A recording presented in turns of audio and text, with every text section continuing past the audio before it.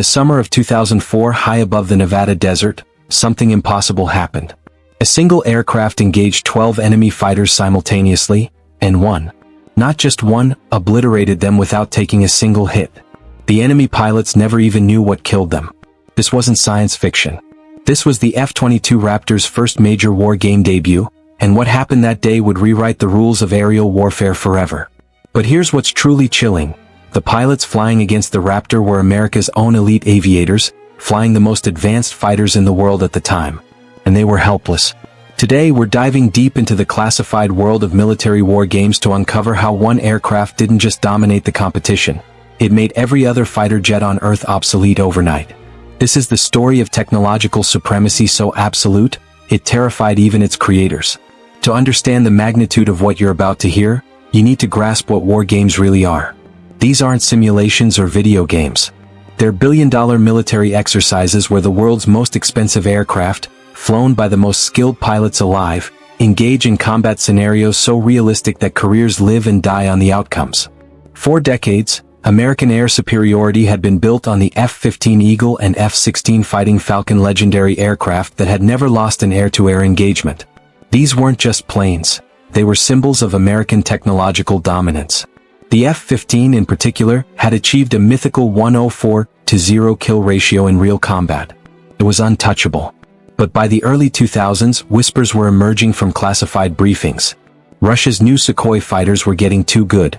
China was rapidly advancing. The margin of superiority that had kept American pilots alive and American interests secure was shrinking with every passing year. The military-industrial complex was nervous. Congress was asking hard questions. And in the deepest corners of Lockheed Martin's Skunk Works facility, engineers were putting the finishing touches on something that would either save American air power or bankrupt it trying. The F-22 Raptor wasn't just another fighter jet. It was a $65 billion bet on a single, terrifying premise. That air superiority wasn't just about having better pilots or better missiles, it was about being completely invisible to your enemy while seeing everything yourself. Imagine a fighter that could cruise at supersonic speeds without using afterburners. A plane so stealthy that radar operators would mistake it for a bird, if they detected it at all. An aircraft with sensors so advanced it could track and engage multiple targets from distances so great that enemy pilots would be dead before they knew they were being hunted. This wasn't incremental improvement. This was a quantum leap in capability that would make every existing fighter aircraft as obsolete as a World War I biplane. But the Raptor came with a price tag that made politicians weep and a development timeline plagued with delays, cost overruns, and technical challenges that pushed the boundaries of what was physically possible. Critics called it a Cold War relic designed to fight an enemy that no longer existed. They were about to be proven catastrophically wrong. The stage was set at Nellis Air Force Base, Nevada, home to the most realistic combat training on Earth. Red flag exercises had been humbling pilots for decades, pitting America's best against scenarios designed to replicate the most dangerous threats they might face in actual combat. But Red Flag 04-1 was different. For the first time, the Raptor would face not just ground threats and surface-to-air missiles, but the full might of America's Air Force in a head-to-head engagement. F-15s, F-16s, F/A-18 Super Hornets, every premier fighter in the American arsenal would get their shot at the new kid. The confidence in the aggressor squadrons was palpable. These were pilots who had never lost. They flew aircraft with decades of proven superiority. They had experience, tactics, and the kind of warrior confidence that comes from being literally undefeatable. The Raptor pilots, by contrast, were flying an aircraft so new that some systems were still being tested. They were rookies in a plane that cost more than some countries' entire defense budgets. The pressure was immense, not just to perform but to justify a program that had consumed more resources than the Manhattan Project. What nobody understood yet was that they weren't just testing a new fighter. They were witnessing the debut of a weapon system so advanced that it would fundamentally alter the balance of global military power. As the sun rose over the Nevada desert on that fateful morning, both sides prepared for what they assumed would be a competitive exercise. They had no idea they were about to participate in a slaughter. The exercise parameters were straightforward. Red team, flying F-22 Raptors, would attempt to penetrate blue team's defenses and reach their targets. Blue team, flying conventional fighters, would attempt to stop them. It was the kind of scenario that had played out thousands of times before. But from the moment the exercise began, something was terribly wrong from blue team's perspective. The first indication came from the ground controllers. F-15 pilots were calling in radar contacts that appeared and disappeared like ghosts. Targets that should have been easy to track were vanishing from screens. The electronic warfare environment, carefully calibrated based on decades of fighter combat experience, seemed to be breaking down. Then came the first kill call. An F-15 pilot, call sign Viper, had been vectored toward what controllers believed was a Raptor contact. He was flying a perfect intercept, his radar locked on nothing. His wingman was providing backup, positioned for a perfect bracketing maneuver that had worked flawlessly for 20 years. Splash 1 F-15, came the calm voice over the radio. Viper's aircraft had been killed by a missile shot he never saw coming, fired by an aircraft he never detected, from a position he couldn't have imagined possible. His wingman suffered the same fate 30 seconds later. But this was just the beginning. What happened next defied everything these veteran pilots thought they knew about air combat. In the span of just 8 minutes, something occurred that would be declassified years later and shock the defense establishment to its core. But before we reveal the full scope of what the Raptor achieved that day, you need to understand why this single exercise would ultimately influence military procurement decisions worth hundreds of billions of dollars, reshape NATO defense strategies, and send shock waves through the defense ministries of every major power on Earth. Because what the F-22 demonstrated wasn't just tactical superiority, it was technological dominance so complete that it raised questions about whether conventional air forces had any future at all. As the exercise continued, the situation for Blue Team evolved from surprising to alarming to completely catastrophic. F-16 pilots, among the most experienced in the world, found themselves being systematically eliminated by an enemy they couldn't see, couldn't track, and couldn't engage. The Raptors weren't just winning, they were operating by entirely different rules of physics. Traditional fighter combat relies on the merge, that moment when opposing aircraft close to visual range and pilot skill determines the outcome. But the Raptors weren't merging. They were killing from beyond visual range, using tactics that seemed to violate everything these pilots had learned about air combat. Colonel Mike Dozer Hostage, leading the Blue Team defense, later described the experience as fighting ghosts. His pilots were calling out missile launches from empty sky. Radar operators were tracking contacts that behaved like no aircraft they'd ever seen, accelerating impossibly fast, turning without losing speed, appearing and disappearing as if they could manipulate the laws of physics themselves. The crisis moment came when Blue Team attempted their most aggressive tactic. A coordinated saturation attack using multiple aircraft from different vectors simultaneously. It was a maneuver designed to overwhelm any defense, requiring the enemy to divide their attention and resources. The Raptors didn't divide their attention. They multiplied it. What the Blue Team pilots couldn't know was that each F-22 wasn't just one aircraft. It was a network node in a combat system that shared targeting data instantaneously across the entire formation. When one Raptor saw a target, they all saw it. When one had a firing solution, they all had it. The result was a level of situational awareness that no previous fighter had ever achieved. The Raptors could track every Blue Team aircraft simultaneously while remaining effectively invisible themselves. It was like playing chess against an opponent who could see the entire board while you could only see your own pieces. Then came the moment that would be talked about in classified briefings for years to come. A flight of F-15s, led by one of the most experienced pilots in the Air Force, managed to actually detect a Raptor on radar, a fleeting contact, but enough to vector toward an intercept. For a brief moment, it seemed like conventional tactics might still have a chance. The F-15 pilot, call sign Blade, pushed his aircraft to the limit, diving to build speed for what he hoped would be a successful engagement. His radar was painting the target intermittently, but it was enough. He was closing for a shot. What Blade didn't realize was that he wasn't hunting the Raptor. The Raptor was hunting him. The F-22 pilot had deliberately revealed himself, not as a mistake but as bait.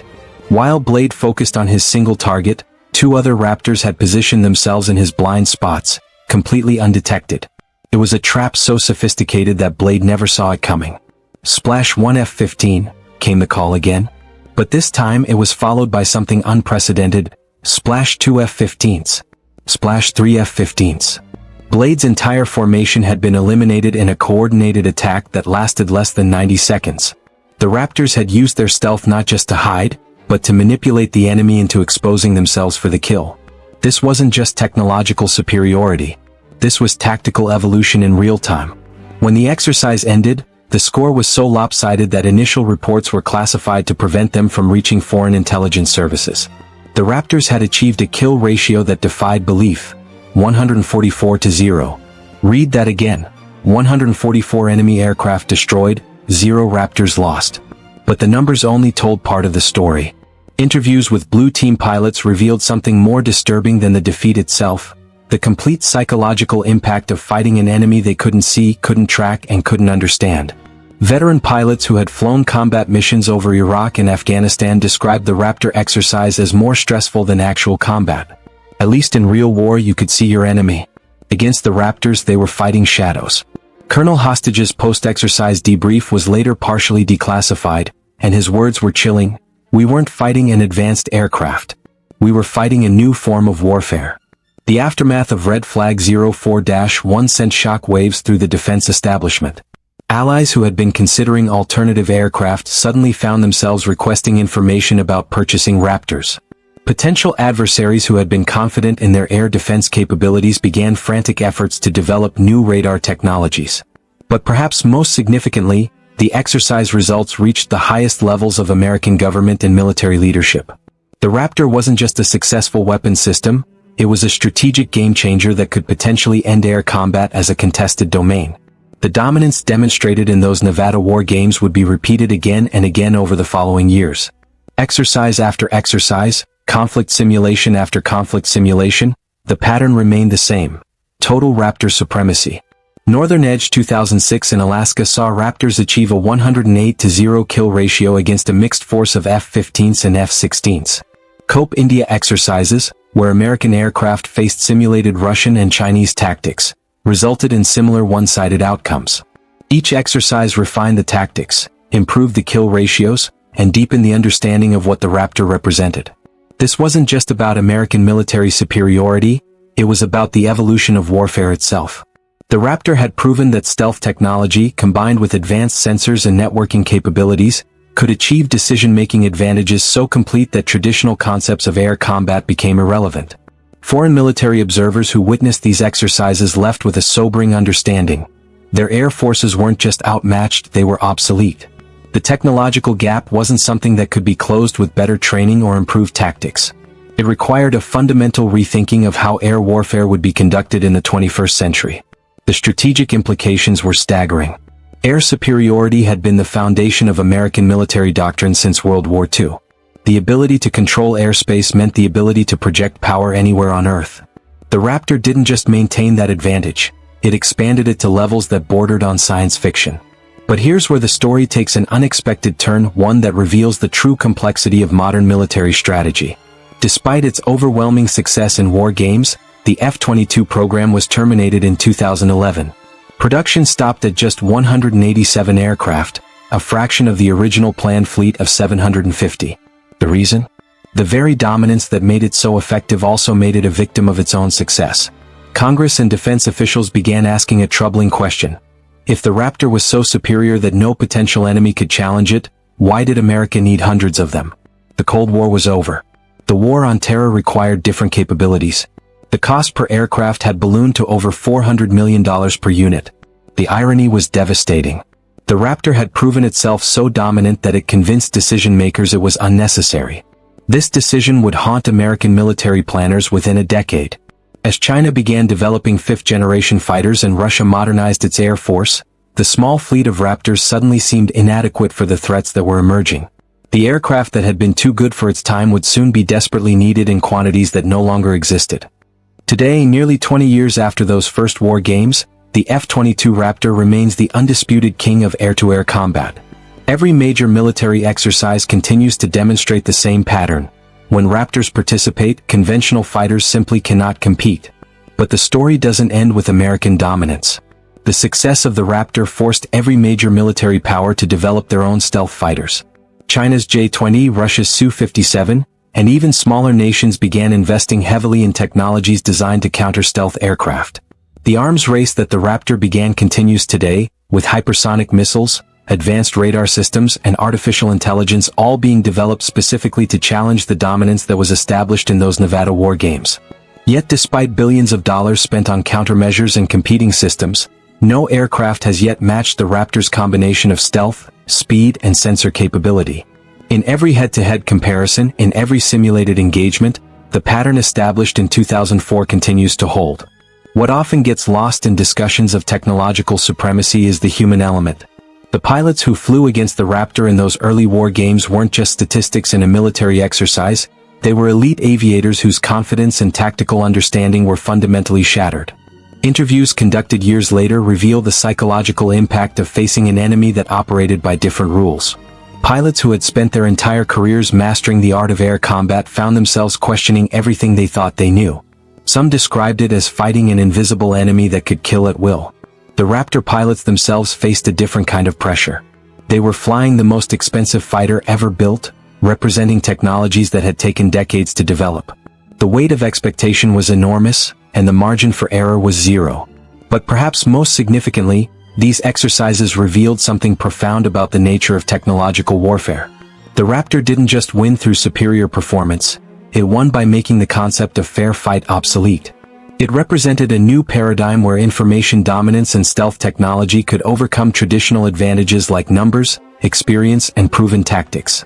The international response to the Raptor's demonstrated capabilities was swift and far-reaching. Allied nations that had been developing their own advanced fighters suddenly found their programs inadequate. The Eurofighter Typhoon, Dassault Rafale, and other contemporary aircraft, while excellent platforms, were clearly outclassed by margins that couldn't be closed through incremental improvements. Defense contractors around the world began crash programs to develop stealth technologies. Academic institutions redirected research toward understanding and countering low observable aircraft. Intelligence agencies focused new resources on penetrating the classified technologies that made the Raptor possible. But perhaps most tellingly, potential adversaries began changing their entire military doctrines. If air-to-air combat against the Raptor was futile, then air defense strategies would need to focus on surface-to-air missiles, electronic warfare, and asymmetric tactics designed to avoid direct confrontation. The Raptor had achieved something remarkable. It had won a war that was never fought by making potential enemies decide they couldn't afford to fight it. Understanding how the Raptor achieved such dominance requires examining the convergence of multiple revolutionary technologies. Stealth wasn't new. The F-117 had introduced radar evading design decades earlier. Advanced sensors weren't new. AWACS aircraft had provided superior situational awareness for years. Supercruise wasn't new. The State Route 71 had demonstrated sustained supersonic flight in the 1960s. What was revolutionary was combining all these capabilities in a single, fighter-sized platform.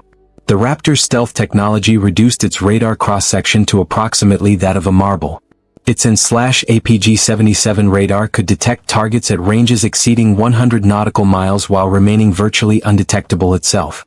Its ability to supercruise, maintain supersonic speed without afterburners, meant it could engage targets and escape before enemy aircraft could respond. But the true force multiplier was the integration of these systems through advanced computer processing and data link capabilities. The Raptor didn't just see further and hide better. It processed information faster and shared it more effectively than any previous aircraft. This created tactical options that simply hadn't existed before. Raptors could engage multiple targets simultaneously from positions that conventional fighters couldn't reach, using weapons fired from ranges where retaliation was impossible. While many aspects of the Raptor's performance remain classified, enough information has emerged over the years to understand the scope of its advantages. Former pilots, speaking carefully within the bounds of what they're allowed to reveal, describe capabilities that sound like science fiction.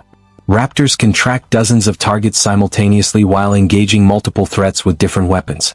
They can coordinate attacks across vast distances using encrypted communications that can't be intercepted or jammed. They can loiter in enemy airspace for extended periods without being detected, gathering intelligence and waiting for the optimal moment to strike. Perhaps most remarkably, Raptors can engage in what military professionals call ambush tactics, positioning themselves along likely enemy flight paths and waiting, invisible and patient, for targets to arrive. It's aerial warfare conducted like submarine warfare, with all the strategic advantages that implies. These capabilities transform air combat from a dynamic, maneuvering engagement into something more resembling a precision assassination. The enemy doesn't know they're being hunted until they're already dead. The Raptor's success created what defense analysts call economic warfare effects. Nations that wanted to maintain competitive air forces suddenly faced the choice between spending enormous sums to develop equivalent capabilities or accepting permanent air inferiority. The cost of matching the Raptor's capabilities proved prohibitive for most nations. Stealth technology requires advanced materials, precision manufacturing, and design expertise that takes decades to develop. The sensor and computing capabilities demand massive investments in research and development that few countries could afford. This economic pressure became a form of military deterrence itself. The mere existence of the Raptor forced potential adversaries to divert enormous resources toward air defense capabilities that might never be tested in actual combat. It was strategic burden shifting on a global scale. Even allied nations found themselves in difficult positions. The United States had export restrictions that prevented sharing the most advanced Raptor technologies, leaving allies with fighter aircraft they knew were inferior but had no choice but to accept. Today's global military landscape bears the permanent imprint of those early Raptor war games. Every major military power has adjusted their strategies, tactics, and procurement decisions based on the recognition that air superiority now requires stealth capabilities. China's J-20 and Russia's Su-57 represent direct responses to the Raptor's demonstrated capabilities. While neither aircraft has yet proven itself in the kind of extensive war game testing that validated the Raptor, their existence acknowledges that conventional fighters are no longer sufficient for peer-level competition. The development of these competing platforms has created a new kind of military tension. Unlike the numerical arms races of previous eras, this competition is about technological sophistication that can't be easily measured or compared. Stealth capabilities, sensor performance, and electronic warfare effectiveness are closely guarded secrets that make traditional military balance assessments extremely difficult. This uncertainty creates its own form of deterrent effect. When potential adversaries can't accurately assess their chances of success, they're more likely to avoid direct confrontation altogether. The Raptor's dominance came at a cost that extends far beyond its enormous price tag. The decision to limit production has left the United States with a small fleet of aircraft that, while individually superior, may not be sufficient for sustained operations against multiple threats simultaneously. Current military planners face a sobering reality. The Raptor fleet is aging and no replacement is expected for at least another decade. The aircraft that proved itself so dominant in war games is gradually becoming a strategic liability due to its scarcity. This situation has forced a fundamental rethinking of air power strategy. Instead of relying on overwhelming superiority, American military planners must now consider how to use their limited number of premier aircraft most effectively while developing supporting systems that can extend their capabilities. The result is a complex web of unmanned systems, advanced missiles, and electronic warfare platforms, all designed to multiply the effectiveness of the small Raptor fleet. It's a fascinating example of how absolute superiority in one area can create vulnerabilities in others. Perhaps the most underappreciated aspect of the Raptor's war game dominance is its psychological impact on both allies and adversaries. The knowledge that such capabilities exist changes how military planners think about conflict itself. Allied pilots report that training against Raptors has made them better aviators, forcing them to develop new tactics and heightened awareness. But it has also created a dependency mindset, the understanding that success in high-intensity combat now requires American support and the protection of American stealth capabilities. For potential adversaries, the Raptor represents a different kind of challenge. Intelligence services have spent enormous resources trying to understand and counter its capabilities. Military planners have had to develop strategies that assume their air forces will be severely degraded or eliminated in the opening hours of any conflict. This psychological pressure has led to some unexpected outcomes. Rather than triggering an immediate arms race, the Raptor's dominance initially caused many nations to abandon attempts at air superiority altogether, focusing instead on asymmetric approaches that avoid direct aerial confrontation. Those war games over the Nevada desert 20 years ago marked more than just the successful testing of a new fighter aircraft. They represented a fundamental shift in the nature of military power and the evolution of warfare itself. The F-22 Raptor proved that technological supremacy, properly applied, could achieve strategic effects that traditional military thinking hadn't anticipated. It demonstrated that in the modern era, being invisible while seeing everything represents a form of power that transcends conventional concepts of military strength. But the story also reveals the complex relationship between technological capability and strategic wisdom. The very success that made the Raptor so formidable also contributed to political decisions that limited its numbers and availability. Today, as new technologies like artificial intelligence, hypersonic weapons, and space-based systems reshape the battlefield, the lessons of the Raptor's dominance remain relevant. The aircraft that achieved the impossible in those early war games continues to define the standards by which air superiority is measured. The true legacy of the F-22 Raptor's war game dominance isn't found in the statistics or the technical specifications. It's found in the fundamental truth it revealed about modern warfare, that information advantage, properly leveraged, can be more decisive than any traditional measure of military strength. In those clear Nevada skies, a small number of aircraft changed the entire global balance of power not through force, but through the demonstration of capabilities so advanced that they redefined what was possible. The Raptor didn't just defeat every rival, it made the very concept of rivalry obsolete. As we face an uncertain future where new technologies promise to once again revolutionize warfare, the story of the Raptor serves as both inspiration and warning. Technological dominance is achievable, but it requires vision, investment, and the wisdom to understand when you've created something that changes everything. The F-22 Raptor's war game victories weren't just military exercises. They were a glimpse into the future of warfare, a future where the most important battles are won before the enemy even knows they're being fought. What happens next in this ongoing story of technological warfare? That depends on whether the lessons learned over the Nevada desert 20 years ago can guide us through the challenges that lie ahead. Because one thing is certain, the age of the invisible warrior has only just begun. If you found this deep dive into military aviation fascinating, subscribe for more untold stories of technological warfare and the classified operations that shape our world. What aircraft do you think will eventually challenge the Raptor's dominance? Let us know in the comments below.